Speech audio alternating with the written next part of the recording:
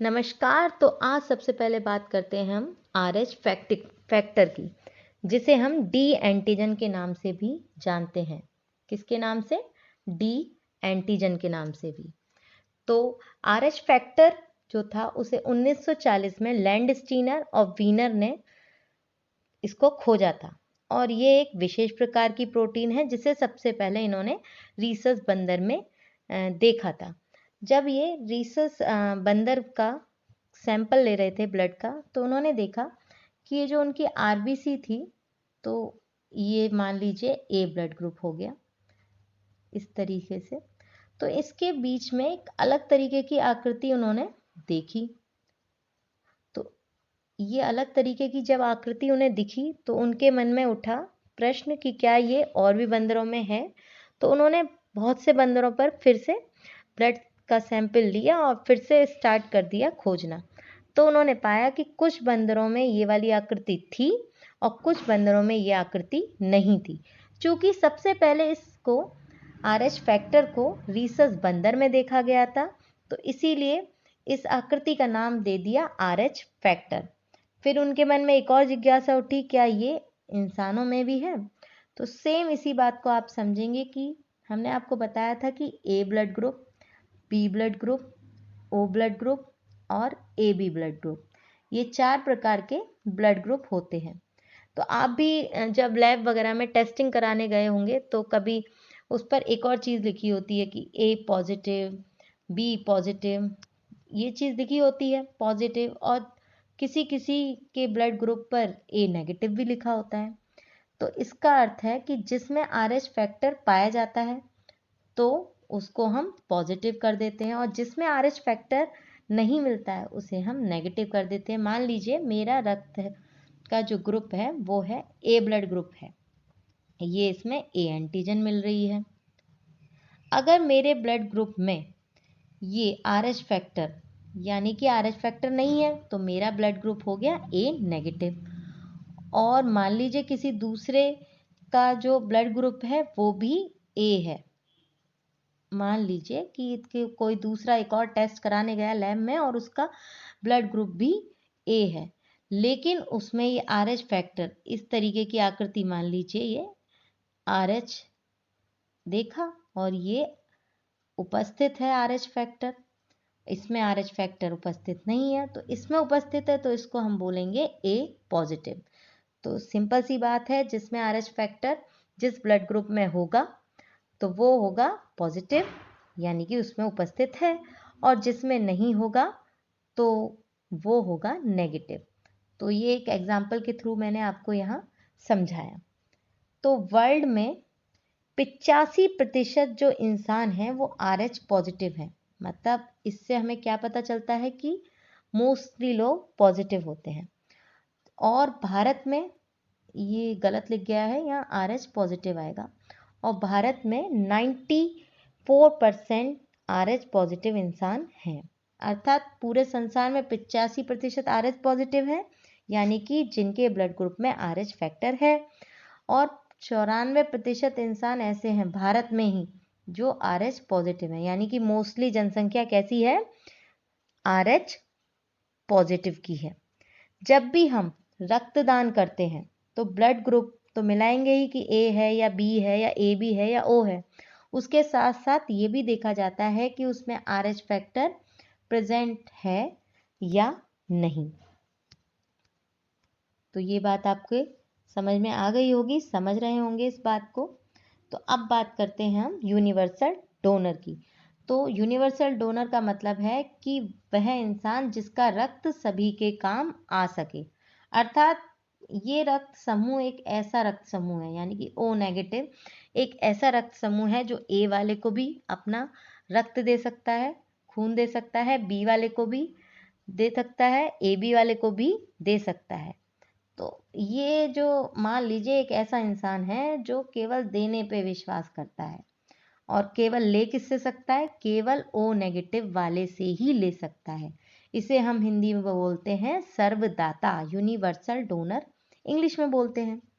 अब बात करते हैं यूनिवर्सल रिसिपिएंट की, यानी कि एक ऐसा ब्लड ग्रुप जो सबका ब्लड ग्रुप ले सकता है। तो ये होता है AB पॉजिटिव, इसको हम इस तरह से दर्शाते हैं।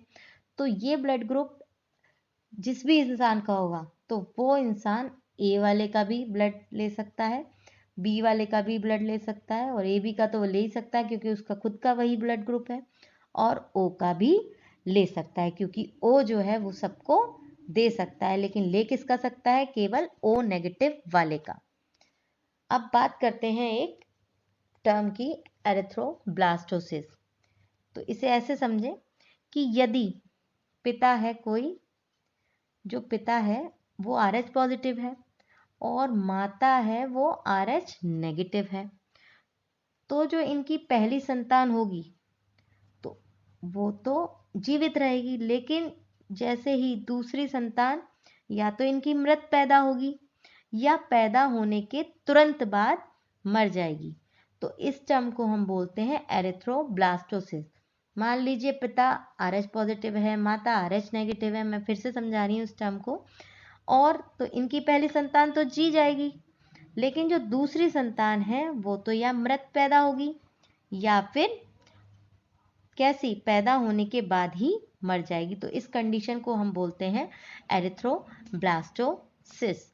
और एक और बात, यदि किसी ए पॉजिटिव यानी कि RH पॉजिटिव वाले का खून RH नेगेटिव वाले को दे दिया जाए तो RH नेगेटिव वाले को पहली बार में तो कुछ नहीं होगा, लेकिन दूसरी बार में भी ऐसा कर दिया तो उस इंसान की मृत्यु हो जाएगी। मान लीजिए किसी का ब्लड है ए पॉजिटिव और किसी का है ए नेगेटिव, तो अब इस ए नेगेटिव वाले को खून की जरूरत पड़ी, मान लीजिए इसका एक्सीडेंट हो गया, तो अगर ए पॉजिटिव वाले ने दे दिया पहली बार रक्त तो हो सकता है इस पर ना कोई फर्क पड़े, लेकिन दोबारा इसका एक्सीडेंट हुआ और दोबारा वापस से इसको रक्त यही वाला चढ़ा दिया गया है, तो इस ए नेगेटिव वाले इंसान की क्या हो जाएगी? मृत्यु। तो अब बात करते हैं हम बॉम्बे ब्लड ग्रुप की। ये एक स्पेशल टाइप ब्लड ग्रुप है जिसको हम HH या OH ब्लड ग्रुप भी बोलते हैं। ये 40 लाख लोगों में से 4 मिलियन लोगों में से किसी एक में ही पाया जाता है, और इसकी खोज 1952 में मुंबई में एक डॉक्टर YG भिड़े ने की थी। मुंबई में खोज इसकी होने के कारण इसे हम बोलते हैं बॉम्बे ब्लड ग्रुप। अब इसको हम ऐसे समझ सकते हैं कि हमारे खून में RBC होती है। जब मैंने कंपोजिशन ऑफ ब्लड बताया था तो मैंने ये बात आपको बताई थी उसके कंपोजिशन के बारे में ब्लड के। तो RBCs के अंदर कुछ शुगर मॉलिक्यूल्स होते हैं जो ये डिसाइड करते हैं कि किस व्यक्ति का ब्लड ग्रुप क्या है। पर आप कहेंगे कि एंटीजन डिसाइड करता है, तो अब हम आपको बताते हैं कि शुगर मॉलिक्यूल कैसे डिसाइड करते हैं। जो शुगर मॉलिक्यूल्स होते हैं वो एक मास्टर एंटीजन का निर्माण करते हैं जिसे हम बोलते हैं H एंटीजन, और ये H एंटीजन A और B एंटीजन को बनाती है या निर्माण करती है। तो इसमें क्या होता है, बॉम्बे ब्लड ग्रुप वाले के ब्लड में ये शुगर मॉलिक्यूल्स बन ही नहीं पाते।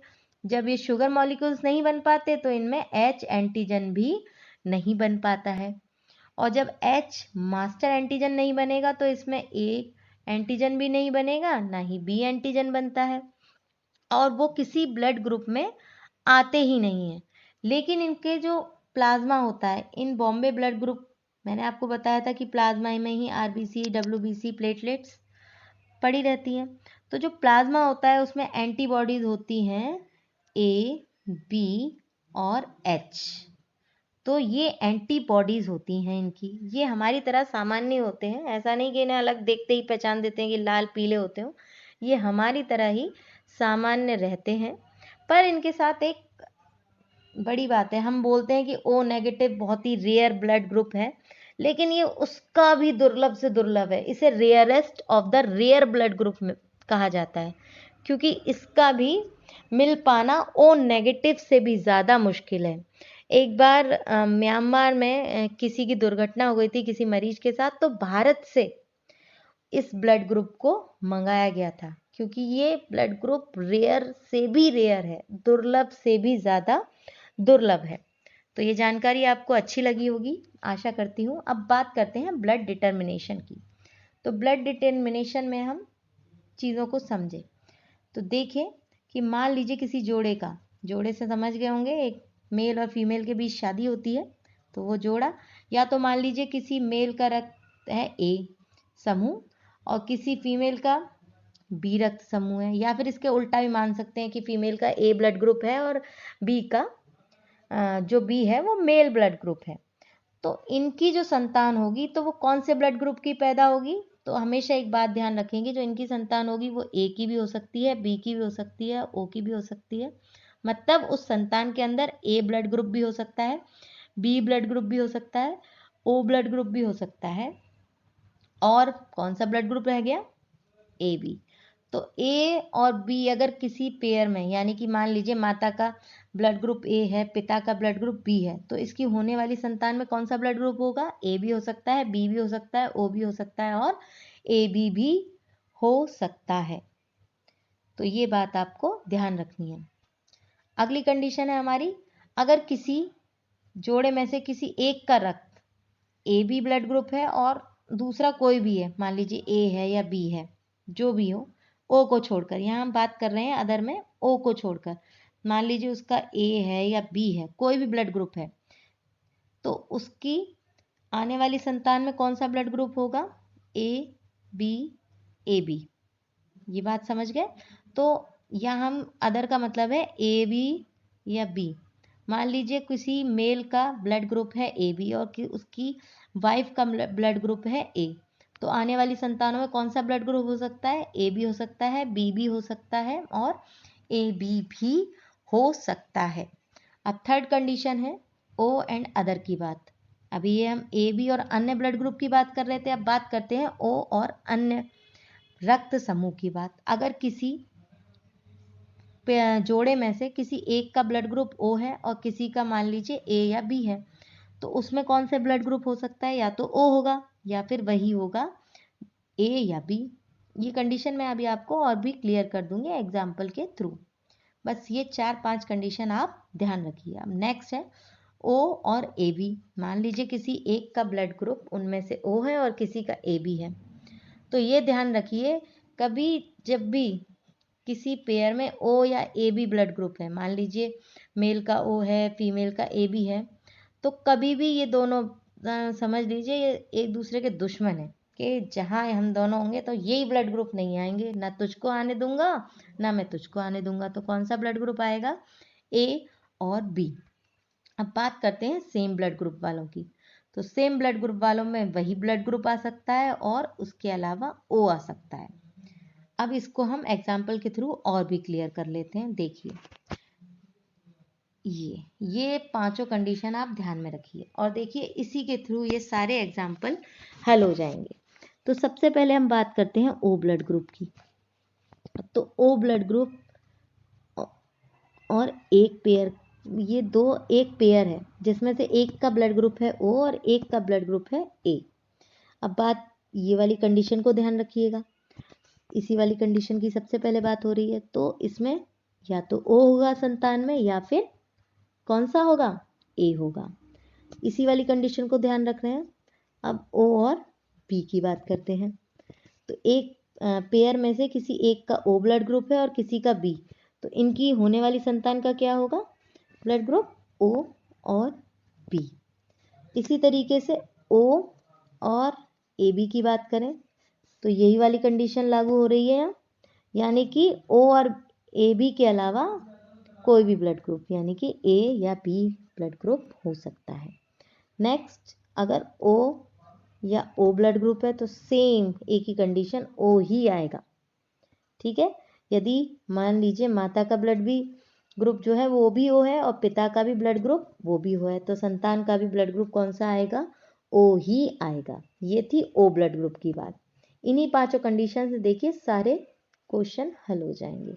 अब बात करते हैं किसी, मान लीजिए पिता का ब्लड ग्रुप है ए और माता का भी ब्लड ग्रुप ए है, तो संतान में कौन सा आ सकता है? तो देखिए सेम ब्लड ग्रुप है तो ये वाली कंडीशन की बात हो रही है। तो सेम ब्लड ग्रुप में या तो ओ आएगा या फिर सेम यही आ जाएगा, यानी कि या तो O आएगा या फिर A आएगा। ये बात भी आप समझ गए होंगे। अब बात करते हैं फिर से इसी A की। तो A और B, ये मेल या फीमेल, या तो ये माता का मान लीजिए या पिता का, या पिता का ये या फिर माता का। तो मान लीजिए माता का ब्लड ग्रुप A है और पिता का B है, तो आने वाली संतान में क्या होगा ब्लड ग्रुप? तो आने वाली संतान में मैंने कहा था A और B होगा, तो कोई भी ब्लड ग्रुप आ सकता है। A भी आ सकता है, B भी आ सकता है, AB भी आ सकता है और O भी आ सकता है। तो ये कंडीशन आपको ध्यान रखनी है और आप सभी तरीके के सवालों के जवाब देने में सक्षम रहेंगे। अब फिर एक और कंडीशन की बात करते हैं। इन्हीं कंडीशन पे देखिए ये भी आ जाएगा कि मान लीजिए पिता का ब्लड ग्रुप A है और माता का ब्लड ग्रुप AB है, तो संतान में कौन सा ब्लड ग्रुप होगा? तो कंडीशन कौन सी लगेगी? ये वाली। तो इसका क्या है? A भी हो सकता है, B भी हो सकता है और AB भी ब्लड ग्रुप हो सकता है संतान का। तो ये सारी कंडीशन के जरिए ही आपको सारे क्वेश्चंस के आंसर मिल जाएंगे। अब बात करते हैं B और B की। तो B क्या हो गए? सेम ब्लड ग्रुप की श्रेणी में आया। तो सेम ब्लड ग्रुप में बताया था मैंने, या तो सेम ब्लड ग्रुप आएगा और या फिर O आएगा, यानी कि या तो B या फिर O। इसी तरीके से बात करते हैं हम अगले की। जैसे कि मान लीजिए किसी माता का B है और पिता का AB ब्लड ग्रुप है, तो होने वाली संतान में कौन सा ब्लड ग्रुप होगा? B, A या फिर AB। तो होने वाली संतान में ये ब्लड ग्रुप हो सकते हैं। तो इस कंडीशन के हिसाब से कौन सी अप्लाई हो रही है? ये वाली, AB एंड अदर, ये वाली। तो इन्हीं पांचों कंडीशन को आप ध्यान में रखिए। आप इन सारे तरीकों के जो सवालों के जवाब हैं वो इन पांचों कंडीशन को ध्यान में रख के आप दे सकते हैं। तो वीडियो आपको कैसा लगा हमें ज़रूर बताइएगा। वीडियो देखने के लिए धन्यवाद।